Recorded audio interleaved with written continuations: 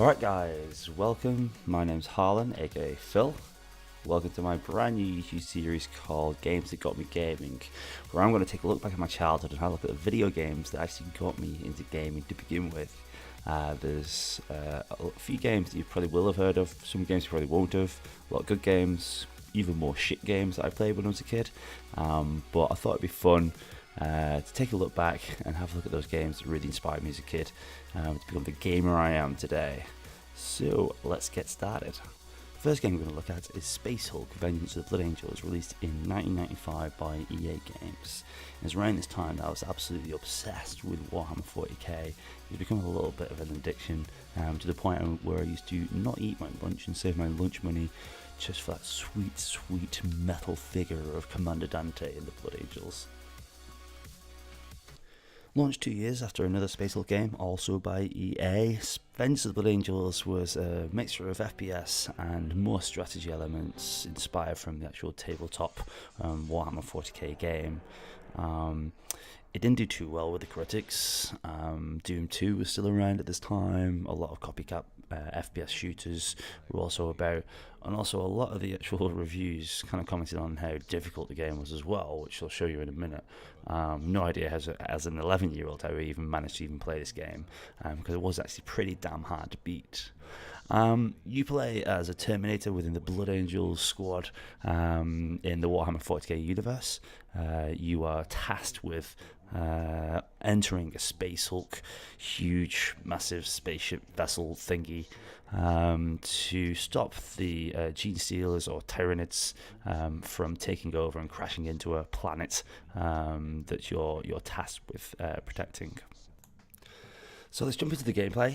There's two game modes, practice missions that were based on some of the tabletop campaigns that you could actually do, and then there's actual overall campaign as well. There's actually heaps of missions you could do overall, so lots of game time involved. Now, when I jump into the game, I know I might not seem it, but in 1995 it's a really atmospheric game, and you can see why in a minute in terms of the long dark corridors, the motion tracker that you have on your Terminator, and the other kind of sound effects that go along with it.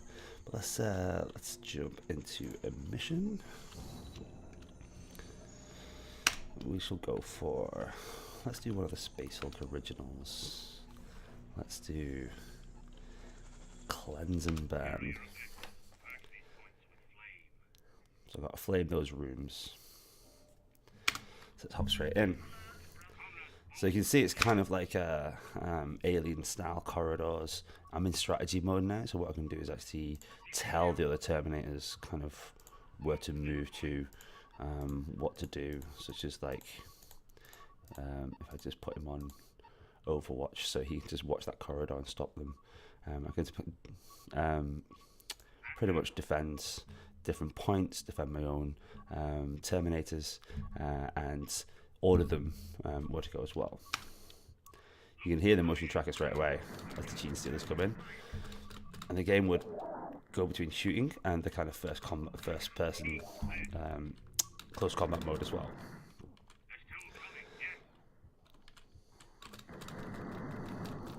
Gene Stealers weren't the only enemy in this game. It had other kind of factions from the 40k universe, such as Chaos and others as well. Man, this is actually a pretty hard mission. I was going to pause again and tell my other Terminators to do stuff. So I'm going to tell Azrael to go here and basically shoot stuff. I'm going to tell Sergio to then move up here. And there should be ones with different weapons as well. So this Linus has got a flamer, so he's the guy who needs to get to the room to like set fire to the rooms.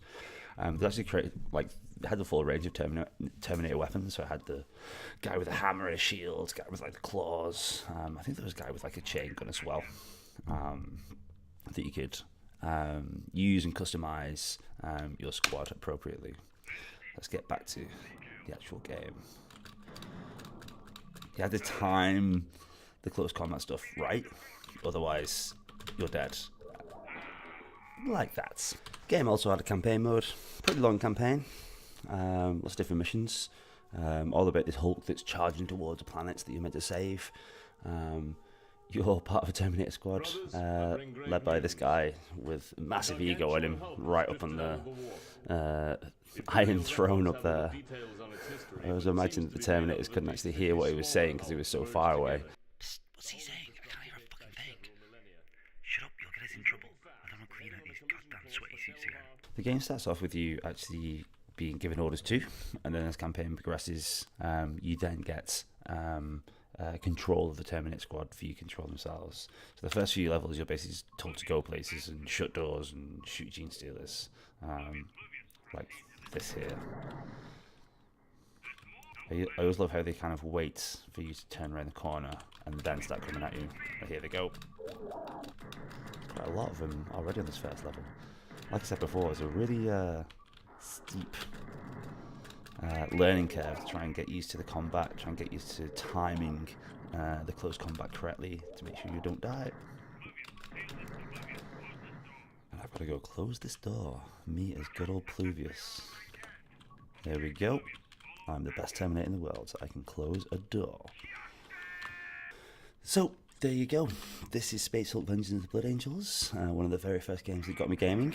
I hope you enjoyed joining me as I revisit it from the past. You should definitely check it out sometime if you do like the 40k universe at all. I'm going to go ahead and kill as many gene stealers as I can.